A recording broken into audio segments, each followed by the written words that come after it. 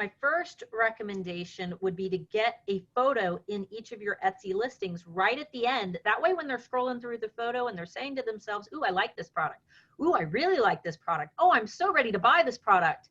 You throw in that discount code right at the end of that photo reel, and they see, oh, this product that I'm already interested in, I can get, you know, X% off of this if I go to this link. Cool, I'm going to enter this in. But there's always the chance that they won't see that. So a few more areas that I personally added in. You can do it in your product description if you want to. I like to put it right in my shop announcement though. And I throw in some little colorful emojis, which really, I think that they just kind of draw attention to that shop announcement so people don't skim over it as quickly. But that's another really great one. I think they moved the shop announcement down to the bottom of the of your main storefront. If you actually go to the main storefront, it should be on there. Let me hit, okay, I'm on your main storefront. And then scroll all the way down. Oh, scroll up, up, up, just a wee bit, a little bit, right above the reviews it should be. It used to be right underneath. There you go, announcement. Yeah, it used to be right under your banner and they moved it, but I throw in a little emoji on there just to draw some attention. Primarily making sure that that discount is above the fold. That way, if they need to, they don't need to see the link above the fold, but if they see get, you know, X% off above the fold, they'll expand that out and get the link, and then they just copy and paste that into their browser. Another cool trick that you can do is when you make a sale, message that person back and say, hey, you know, thank you so much for your order. I noticed that you didn't claim my 30% off membership code for being on my email list. I would be happy to add you to my email list in exchange for a refund that would have, you know, equaled out to the coupon that I offer. And that's another really great way because nobody says no to a refund. And I can't take credit for that. That tip actually came from one of my mentors, Renee Christine, but that's one that, you know, that we both teach. And it's very effective. It's extremely effective to do that. You can put them in your carousel banners. You can add them into every single social media bio that you have. And another favorite tactic that I have if you run a Facebook page is to get Rafflecopter, which is an amazing like giveaway style plugin that kind of takes all the guesswork out of running a giveaway. And you can do a giveaway that basically teaches, you can run this giveaway and have them sign up in exchange for their email, but there's kind of a way that you have to do it to not get in trouble. I have a free ebook that covers how to do that in depth so nobody gets in trouble from it, which is available at handmadealphaacademy.com, and that is free. So that would probably be the best bet for anybody wanting to know how to do that, because you kind of got to go through some weeds to make it possible. Wow. Okay. So the free ebook is one of these? It's in the middle. Yeah. Alpha favorite ebook right in the middle. So that is, yes. So everybody go grab that for sure, because that is absolute gold. And okay. So the book goes over how to use this tool, Rafflecopter, on Facebook. Is that correct? Yes. Okay, yes, cool. That's how I gained over 25,000 followers on my Facebook page for Art by Starla Moore. Gotcha. Okay, cool, cool, cool. So, and we'll go there. This is not the Facebook page you're talking about, correct? No, that one's for the alphas. There's an Art by Starla Moore one as well. Okay, let me open that up for everybody. Let me go to a different account here.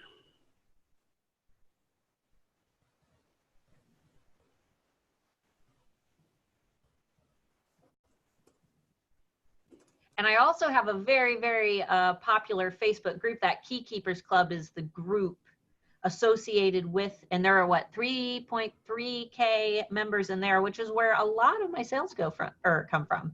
So that's also another really cool little extra that they can do, is run a group around their brand. So how do you run a group around a brand that you're selling? Are these members of, I'm assuming it's the Art by Starla Moore Key Keepers Club? No? Right, go ahead and click join on that real quick and let me show you. I will approve you immediately and let you take a little peek inside and see kind of what our members do inside that group. Cool. All right, you should be in now. All right, so within this group, we do a lot of really cool things. We have private giveaways where only members of the group can enter. We really build a pride around having these products, and it's part of building that strong brand that we talk about, where photos in this group aren't just getting 10 to 20 engagements, they're getting hundreds of engagements and lots of comments.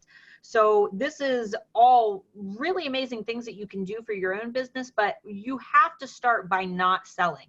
You can't just, create a community and then try to sell. You have to create something of value within that community where people feel safe. They want to have conversations and they want to get excited about the actual image of your product as opposed to just the raw singular item. So you see very little upselling, but like this girl here who posted a photo of those keys down below, she bought those keys around 6 years ago and she's still raving about them. And I don't think she's bought anything from me since.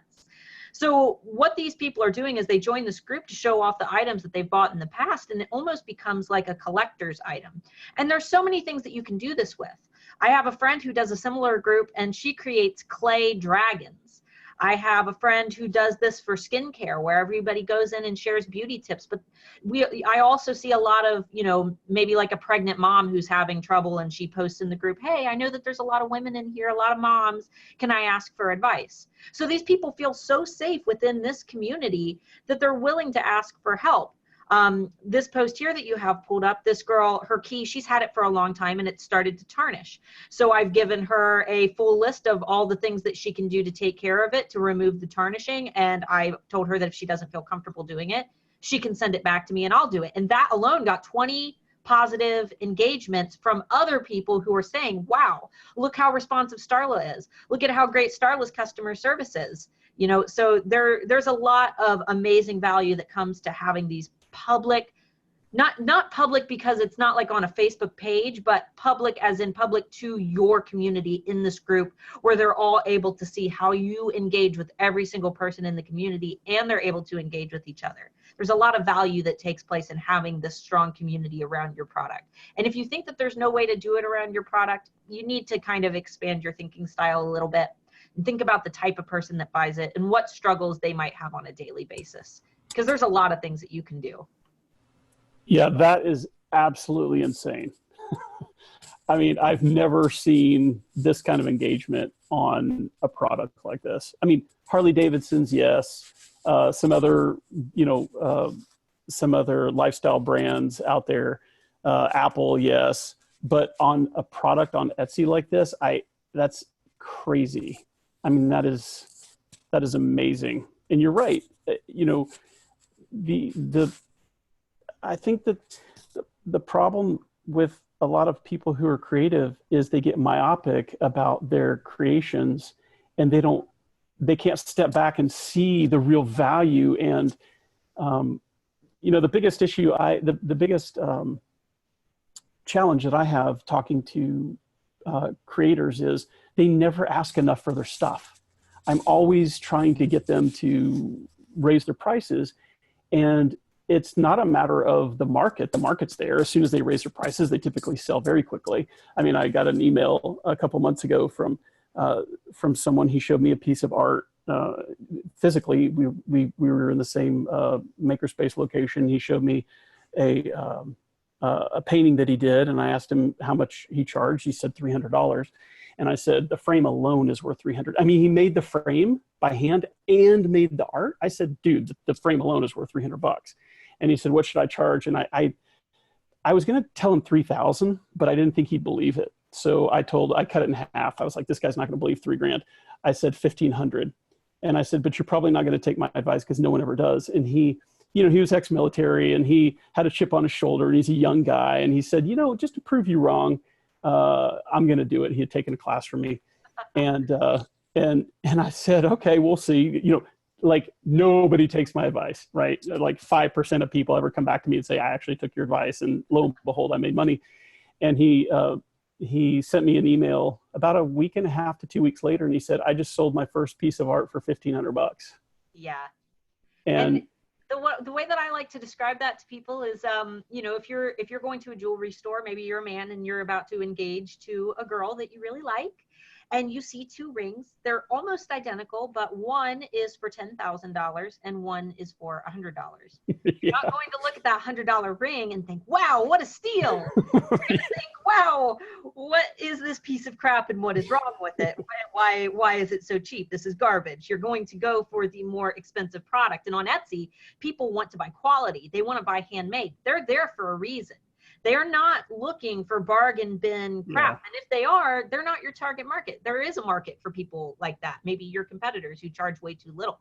But if you want to be the one who is making, you know, high dollar sales rather than like a bunch of little $5 garbage sales that aren't going to equate to anything in the end, you need to be able to raise those prices confidently. And the way that people are going to actually pay those premium prices is if you have the amazing image, the spectacular branding, and I mean, expert customer service never hurt anyone either. So that's always a good idea. And that all plays into having a group, which I get all the members to this group also by doing those raffle copter giveaways that we talked about previously. So this all, can you see how this is just a big tangled web of things that all come back to the center?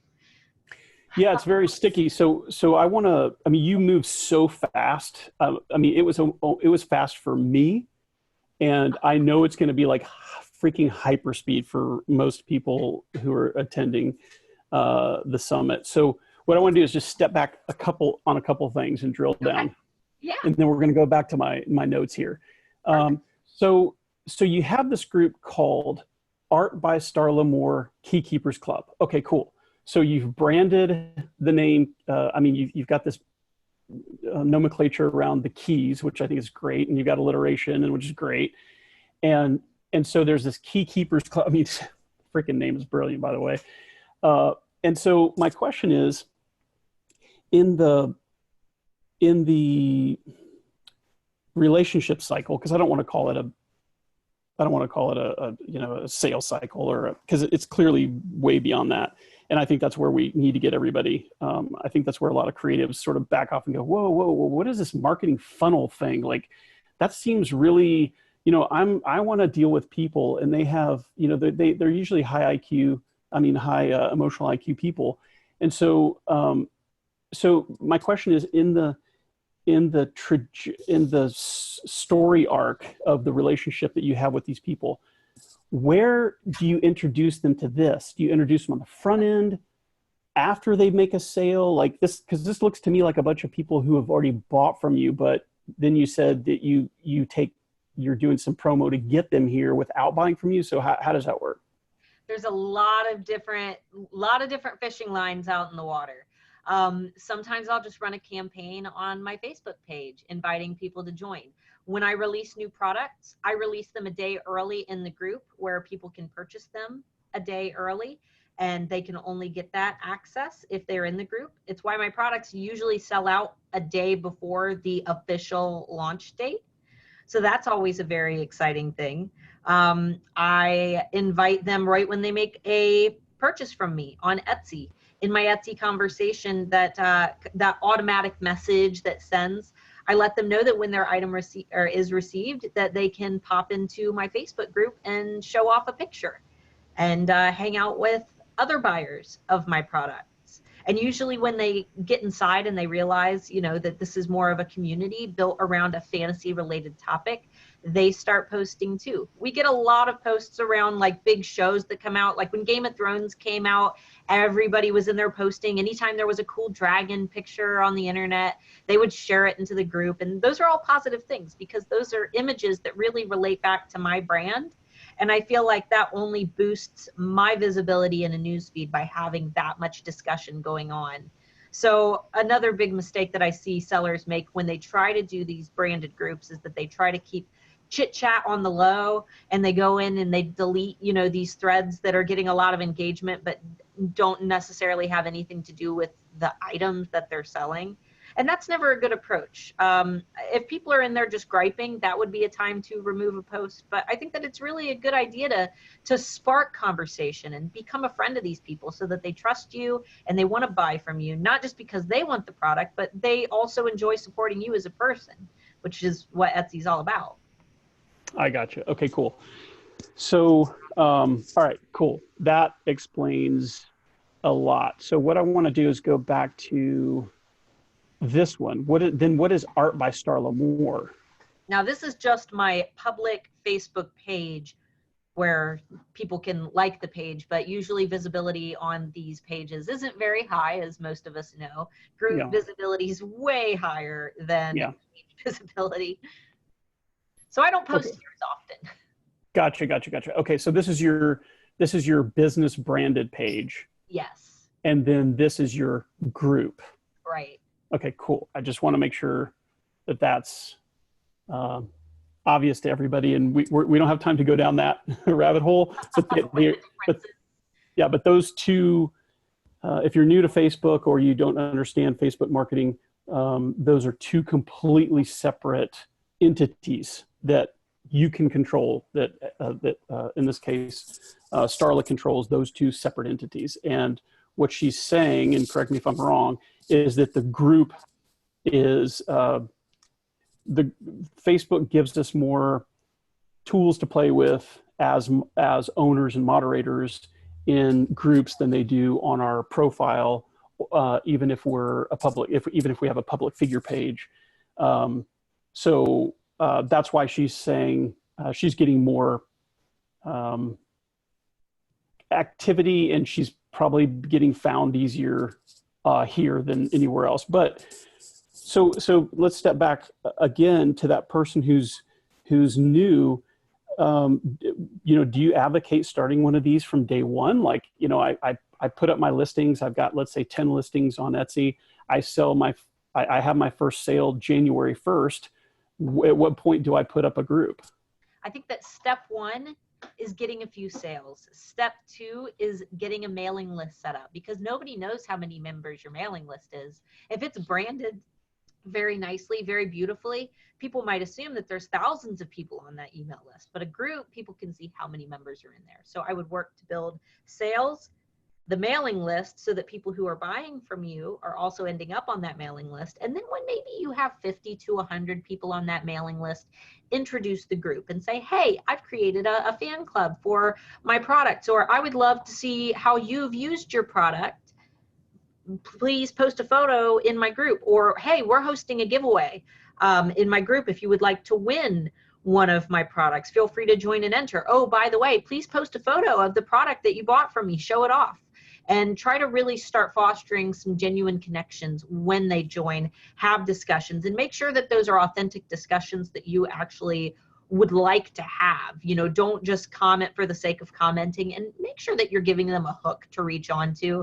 One word responses, what I like to say is that lazy responses warrant lazy answers from your audience. It's gonna warrant lazy engagement. So be thoughtful in your responses and ask them questions. The more that they engage and chat in your group, the more that you're going to begin seeing overall engagement in the group, because it's going to make your group more active. Facebook's going to see that there are a lot of people talking, and Facebook's going to be more likely to prioritize you in a news feed.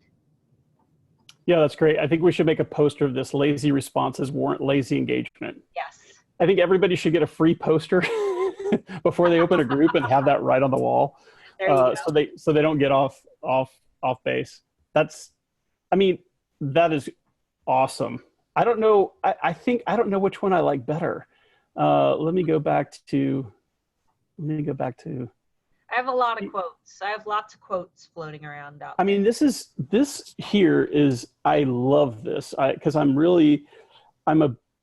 this is the images in the carousel. First of all, using all 10 spots, and then the images in the carousel are one of my biggest. One of my biggest stickler points, I guess you could say. But this is great. I mean, this is freaking genius right here. Is offering a discount before they even purchase by going to this link. So the link takes us where? Where does that link take us? I'm just gonna, while you explain it, I'm gonna type it in here. That link will take you to my email list. Sometimes I've noticed that a lot of people are having some issues, like they're having some trouble getting to it. So go ahead and see if that takes you, but that should take you to my email list sign up link. If not, I've just received like note from some of, oh, nope, there it is. I think that they might be typing it in wrong. But there it is. This is how they get on my email list. It's just another one of those fishing lines to get them on the list. Simultaneously, we usually have a giveaway running where they can also get on the list, or I tease that there's a new collection coming on this date, but they need to get on my email list to know right when it launches, because it'll sell out instantly if they're not on that list. So there's a lot of scarcity. There's incentivizing with coupon codes. There's just a lot of benefits that we have tied to the list, where we're not just saying, hey, join my newsletter, hey, join my email list for updates. Like, that's boring. Nobody wants to do that. Who joins a mailing list? You know? Yeah, nobody. Right. It sounds awful. It's like my one of my mentors, Dr. Flint McLaughlin. He used to say, how many people wake up in the morning and say, you know what I want to do today, honey? I want to join a mailing list. Yeah, exactly. Nobody says that. So you gotta incentivize it. Yeah, this is great. The other one is just a complete mind blower. I mean, at least this one, so the only, so you haven't had any pushback from Etsy on this yet? No, you're not. You're totally fine to put mailing list links into your shop. We've shop, right? Yep. We just can't hit them with it in the email. Yeah. Yeah. The thing is, mailing lists, what they're doing is they're bringing that person back to the platform to make that purchase. So this might be a person who wouldn't otherwise make the purchase unless they see that they get that discount. You know, they might be teetering over the edge, and that discount code is what ultimately leads them to make the purchase on Etsy. They're redeeming that coupon on platform. However, Etsy isn't going to, they're not going to be able to police what emails you send after that once the person's on your list. So if you want to host sales on Etsy and that's what you're emailing your audience about, that's fine. However, if you also have a website, you could also say, hey, I'm running this sale on my website only, go shop here. So, that's just another way to do it. Yeah, I think that's a great point. So just to kind of get granular about that process. So in the carousel, as the last image, there's this call to action here, which is, hey, why don't you just grab your 30% discount on the thing you're looking at right now by going to this this web address, and then they're taken to this simple page, which we call a squeeze page. And so there's the promise there. Hey, we're going to keep you in the loop to claim your 30% discount. Enter your name here. And then once they enter the name here, like let's say I enter in my information and I click subscribe, then this company here, MailChimp, is going to instantly mail me a discount code that I'm going to then go back to Etsy and use in this purchase. Is that correct? Yes, if you set it up correctly. Which is a whole other can of worms. Yeah. So, but now do you help students go through this process, setting this up step by step? Yes, we teach them step by step how to do it. It's like 4 videos worth of content, how to actually create the page, make sure that it's GDPR compliant, make sure that you have all of the information in your email footers that you need to have so you don't get in trouble. I think that there's like a $500 fine if you goof that up. So let's not do any of that. Here are all the rules of emailing people. Here's what you can send in an email. Here's what spam filters don't like. Here's how you create that email, and here's everything that your email should have in it. So we go over all of that. It's a lot. So if you're doing this on your own, my ultimate advice would be to make sure that you read up on GDPR, make sure that you read up on the Canned Spam Act, make sure that you go through all of MailChimp's how-to articles as you're putting things together, and take this very seriously, because email lists are a blessing. I would not be where I am today without my email list. Absolutely would not. It is the number one thing that's pushed my business like over the edge. However, it's one of those things that you can't just set up and leave it. You have to stay vigilant when changes are made, and you also have to make sure that you set up correctly in the first place. Yeah, exactly. And just mentioning all the pitfalls. I mean, I've been doing this for a while too. It is overwhelming. I Yes. mean, and GDPR compliance is very, very serious. I know that we've kind of pushed it aside now that we're not talking about it in the news anymore like we were last year, but it's still a big deal, and you still have to make sure that you're compliant, because ultimately you're protecting their data. It's their data. You don't want anything bad to happen to someone else's data, the same as you want something bad to happen to your data. Exactly. So, so please make life easy on yourself, and just go find Starla and get the training the right way, and then you're set up, and then you don't have to worry. And so that brings me to another question. When people join your training, is there ongoing training? How are you actually set up with your training? If you could kind of walk us through. Yeah, so Handmade Alpha Academy is already set up. Right when you join, you get instant access to everything.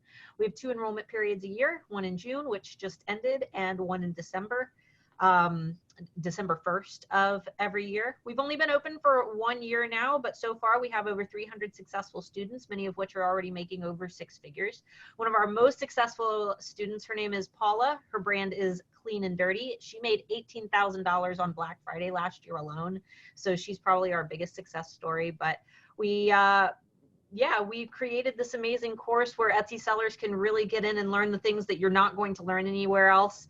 What I think is the most valuable part of HAA is the fact that we teach neuromarketing strategies that I don't think any Etsy coach has ever taught before. Right now, what you kind of see when it comes to Etsy coaches is a lot of the things that they learned in college, the things that they can read in forums. But what I do is I actually pick apart MIT case studies, and I take from those case studies and really try to mix them with what I already know about Etsy, what I already know about my customers, and I've created a system around that. So that's what makes HAA really special. I like to say that that we don't sell Etsy success secrets, we sell science, because secrets are subjective and science works every time. Well, Starla, thank you so much for speaking with us today. And I know that our attendees are just going to get an amazing amount of value from all the golden tips that you've dropped. And we'll put all the links in on your speaker page, so that people can find you and reach out. And like I said before, don't try to do this on your own. Starla is an absolute tip of the spear expert. She knows what she's doing, which means she's already learned the hard way and helped other people get out of sticky situations they got themselves into. So please don't try and do this on your own. Reach out to Starla. Starla, thank you again for speaking with us today. Thanks so much, Frank. This was a blast.